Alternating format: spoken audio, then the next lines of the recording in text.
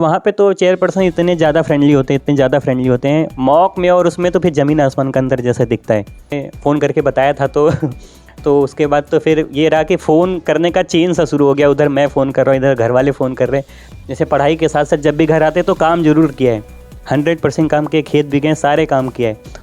चलिए दोस्तों, नमस्ते। मेरा नाम अर्जुन है और इस वक्त मेरी मौजूदगी जौनपुर मुख्यालय से लगभग 6 किलोमीटर दूर सिरकोनी के कुद्दूपुर में है। मेरे साथ बातचीत करने के लिए ठीक दाहिनी तरफ शिवम सिंह हैं और अभी कुछ महीने पहले IES के एग्ज़ाम हुए और ऑल इंडिया रैंक इनकी 38वीं आई है। और शिवम के इस बड़ी सफलता से पूरा जनपद गौरवान्वित है, न सिर्फ कुद्दूपुर गौरवान्वित है, इनके माता पिता, इनके पेरेंट्स बहुत खुश हैं लोग, एक अच्छा एटमॉस्फेयर है।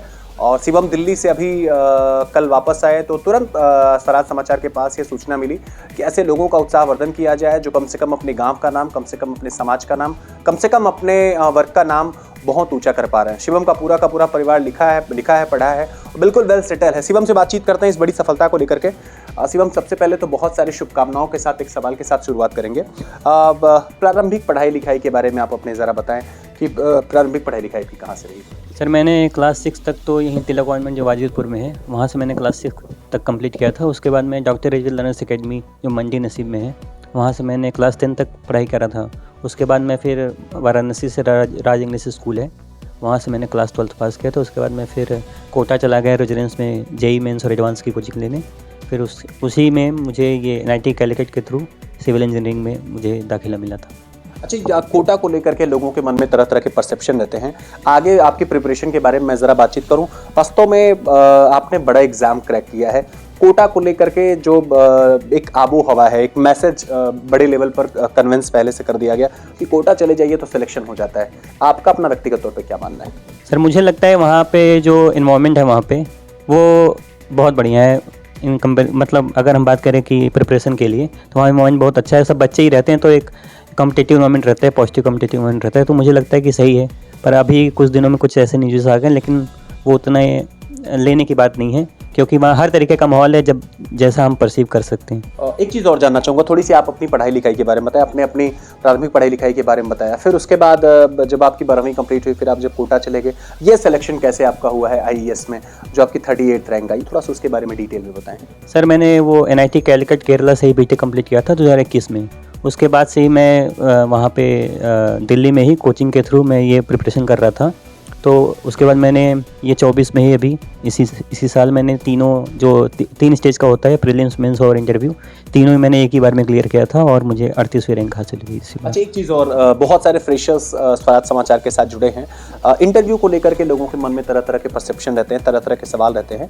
आपसे अगर मैं व्यक्तिगत तौर पे जानना चाहूँ कि वो इंटरव्यू का सीन बड़ा, मतलब कहते हैं कलेजे की धक धक बढ़ जाती है और तमाम टेम्पर बढ़ जाते हैं। आपसे ज़रा अगर मैं जानना चाहूँ कि फिर इंटरव्यू के दौरान सवाल कौन से कुछ पूछे गए, कुछ ऐसे सवाल अगर आपको याद हो तो ज़रा बताएं। यस सर, जैसे मैंने इंटरव्यू की प्रिपरेशन के लिए बहुत सारे मॉक दे रखे थे कोचिंग्स में, तो मेरा कोचिंग का जो रिस्पांस था वो उतना अच्छा नहीं था इंटरव्यू को लेके। लेकिन मैं जिस दिन मेरा इंटरव्यू था उस दिन मैं जब गया था, UPSC में जब ऑफिस में घुसते हैं तो वहाँ पे एक हॉल में बैठा देते हैं। वो जो बैठने वाला जो फेस है वो थोड़ा सा सहने के लिए है कि अगर वो सह लिया फिर कोई दिक्कत नहीं है। फिर जब भी अब वो ले जाते हैं चैम्बर में, फिर वहाँ पे तो चेयरपर्सन इतने ज़्यादा फ्रेंडली होते हैं मॉक में, और उसमें तो फिर ज़मीन आसमान का अंतर जैसा दिखता है। जब वहाँ मैं अंदर गया तो फिर वहाँ पहले से ही वेट कर रहे होते हैं और पानी वानी सब रहता है, कोई दिक्कत नहीं रहता। और पहले वो चेयरपर्सन तो पहले ही इंश्योर करते हैं कि जो बच्चे आए हैं 2 स्टेज क्लियर करके आए हैं तो उनको पहले इंश्योर करें कि वो फिर जब हम लोग पहले सेटल हो जाते हैं, बहुत ऐसे समझाते हैं, बात करते हैं, जब सेटल हो जाते हैं फिर क्वेश्चन चालू करते हैं। और जो मैंने जो एग्जाम क्लियर किया वो ESC का है, तो उसमें मेनली टेक्निकल ही रहता है। तो टेक्निकल राउंड्स ही होते हैं। जैसे चेयरपर्सन को छोड़ के 3 मेंबर और थे, तो मेरे से एटलीस्ट इंटरव्यू चला था शायद 35 मिनट। ऐसे तो मुझे सवाल सब याद है लेकिन जो सारे क्वेश्चंस थे वो टेक्निकल थे, मेरे सिविल इंजीनियरिंग से रिलेटेड थे, और कुछ तो प्रैक्टिकल क्वेश्चन थे जो जानना चाहते थे कि थ्योरी अच्छी है कि नहीं। तो मैंने लगभग 70 to 80% मैंने आंसर कर दिया था।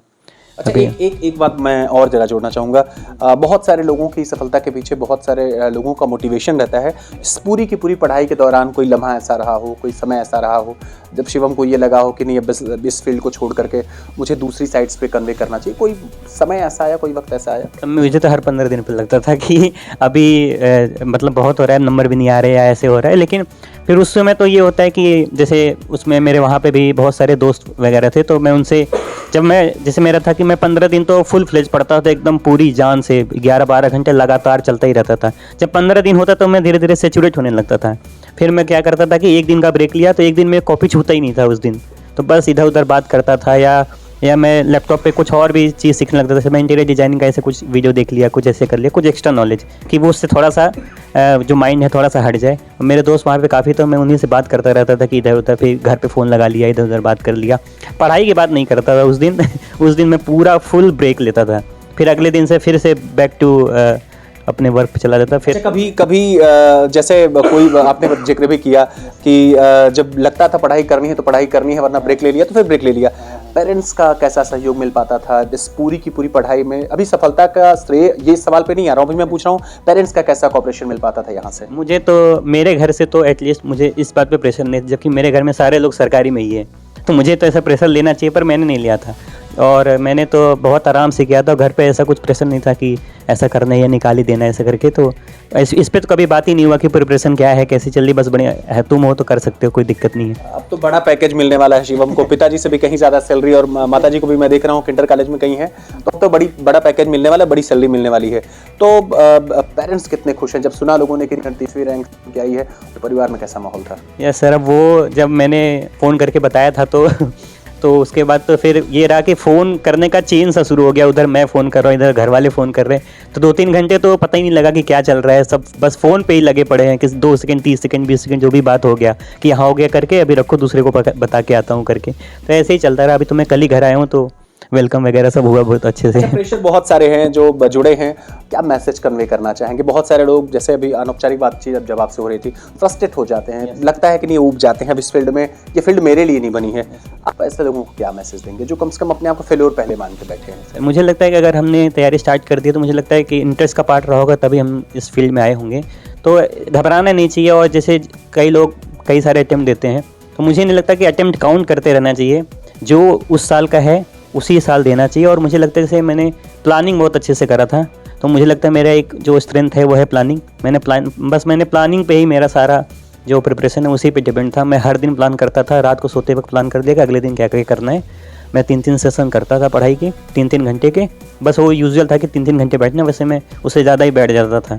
अच्छा, कोचिंग ट्यूशन को लेकर के और होम स्टडी को लेकर के तरह तरह की बातें रहती हैं। ऑनलाइन कोचिंग का बहुत तेज़ी के साथ क्रेज बना है। तो अगर आईएएस के एग्जाम्स को क्रैक करना है, अगर आप चूंकि आपके पास तजुर्बा इस फील्ड का है, तो होम स्टडी करके, घर पे पढ़ाई करके, ऑनलाइन कोचिंग वगैरह पर सीख करके काम किया जाए तो काम बन सकता है कि नहीं बन सकता? ये सर कैपेबिलिटी के ऊपर है। मटेरियल तो सारे अवेलेबल हैं, सारे जगह अवेलेबल हैं, कहीं से भी आप लेके पढ़ सकते हैं। बस ये है कि सेल्फ स्टडी में क्या है, डिसिप्लिन बहुत इंपॉर्टेंट है। या अगर आपके अंदर डिसिप्लिन है, आप रोज़ अगर बैठ नहीं पा रहे टेबल पे, फिर दिक्कत है। इसके लिए शायद लोग कोचिंग भागते हैं। बाकी मुझे लगता है कि कर सकते हैं, ऐसा कुछ नहीं। टेस्ट सीरीज़ इंपॉर्टेंट है, टेस्ट सीरीज़ ज़रूर देना चाहिए, 100% देना चाहिए। टेस्ट सीरीज़ में तो मैंने एक भी दिन नहीं छोड़ा था, 2 साल में एक भी टेस्ट सीरीज़ नहीं छोड़ा। और संडे को तो मैं फुल्ली डेडिकेटेड था कि टेस्ट सीरीज़ का मैं जो सोल्यूशन आता था वो मैं पूरा स्टडी करूँगा, उसमें जो भी कुछ रह गया वो अपने नोट्स में डाल दूंगा करके। तो वो पूरा दिन डेडिकेट कर देता था कि तो ऐसे ही तैयारी होती है, सेल्फ कर सकते हैं, ऐसा कुछ दिक्कत नहीं है, कोचिंग से ही हो सकता है। टाइम टेबल को लेकर के तरह तरह की बातचीत होती है। बहुत सारे लोग अपनी बातों बताते, 12 घंटे पढ़ता था, 16 घंटे पढ़ता था। तमाम ऐसे इंटरव्यू लेने के बाद मन में ख्याल भी आते हैं। व्यक्तिगत तौर पर अगर आपसे जानना चाहूँ तो आपका शेड्यूल कैसा हुआ करता था इस पूरे के पूरे एग्जाम के दौरान? सर मेरा कोई ऐसा फिक्स शेड्यूल होता नहीं था। मुझे उठने का ही मेरा टाइम सेट नहीं था कि मैं कब उठूँगा, लेकिन ये था कि जब भी उठूँगा, चाहे 12 चाहे 1 बजे, दोपहर की बात कर रहा हूँ, तो उसके बाद मुझे 3 सेशन लेने हैं, 3-3 घंटे के 3 सेशन। मेरा ये फिक्स था कि 3 सेशन लेना है और 3 घंटे के 1-1 सेशन लेने हैं। तो 3 घंटे के 3 सेशन 9 घंटे तो ऐसे ही हो गए। तो इतना तो बैठना ही पड़ेगा। अगर आईएएस या आईएएस भी कर रहे हैं तो इतना तो बैठना पड़ेगा आपको टेबल पे, उससे कम में तो नहीं हो सकता मुझे लगता है। मुझे लगता है मिनिमम स्टडी 8 घंटे की है तो पर्याप्त है। उसके बाद इतना ज़्यादा इंटरेस्ट बन जाता है कि कभी कभी तो मेरा 15 घंटे भी पहुँच गया, मुझे पता ही नहीं लगा कि मैं 15 घंटे से बैठा हूँ। खासकर इंटरव्यू के दौरान, तो मेरा पहला इंटरव्यू था, तो उसमें क्या था कि मैं 5-5, 6-6 घंटे एक लगातार बैठा हूँ, मुझे पता ही नहीं लगा कि 2 से कब 7 बज गया और मैं पढ़ते ही जा रहा हूँ। तो वो इंटरेस्ट का पार्ट है, उसमें उसको वो तो पता ही नहीं लगता है। बस स्टार्टिंग का जो 1 महीने 2 महीने का फेस है, उसमें अगर सेटल हो गए तो फिर कोई दिक्कत नहीं है। अच्छा, यहाँ घर पे आने के बाद पहले शिवम के प्रति परिवार वालों का लाड प्यार दूसरा रहा करता था। अब शिवम आए तो बाकायदा इनका स्वागत अभिवादन हुआ है। तो अपने परिवार में ये जो सम्मान मिला है, मोटिवेशन से चीज़ें मैं पूछना चाहूँगा, ये इंस्पिरेशन किसकी रही है? पूरी की पूरी जो इतनी मैसिव आपकी एफर्ट रही है, जो पूरा का पूरा आपका सक्सेस रहा है, इसके पीछे जो श्रेय है वो किसे देना चाहेंगे? सर अब ऑब्वियसली फैमिली तो है ही। मेरे फैमिली में तो जॉइंट फैमिली है, सारे लोग हैं, सारे लोग तो वेल सेटल्ड हैं।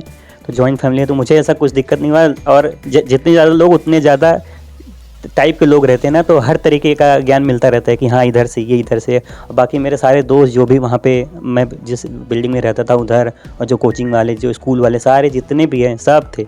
मैं सबसे प्रिपरेशन तो मैं थोड़ा कम बात करता था, अवॉइड करता था कि बात कर लूँ, लेकिन जब गैप मिलता था तो मैं बात ज़रूर करता था। बाकी अच्छा, एक बात और, बड़ा जेन्युइन सवाल है। बहुत सारे एक लोगों में कॉमन परसेप्शन बना है कि नहीं, केरला के बच्चे हैं बहुत आउटस्टैंडिंग रहते हैं, वो दूसरे स्टेट के हैं तो बहुत बढ़िया कर लेते हैं, दिल्ली के अच्छा कर लेते हैं, महाराष्ट्र का अच्छा कर लेते हैं, बेंगलोर के अच्छा कर लेते हैं।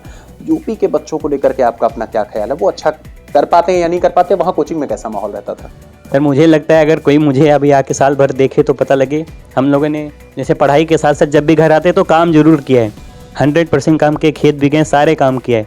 तो सारे काम करके भी हो सकता है, ऐसा कुछ दिक्कत नहीं है। मुझे नहीं लगता लोकेशन और उससे फ़र्क पड़ता है, मेंटेलिटी से फ़र्क पड़ता है कि क्या कर रहे हैं। अब ऐसे लोग तो बहुत सारे जुड़े रहते हैं, तरीके के लोग हैं, लेकिन हम लोग क्या परस्यू करें, क्या ले रहे हैं, मेंटेलिटी की बात है। मुझे नहीं लगता कि जगह और उससे फ़र्क पड़ना चाहिए। अगले कुछ महीने के बाद आपकी भी अपनी पोस्ट बिल्कुल प्रिपेयर है, बढ़िया आपका चैम्बर होगा, बढ़िया जाकर के आप सिस्टम में बिल्कुल जुड़े रहेंगे।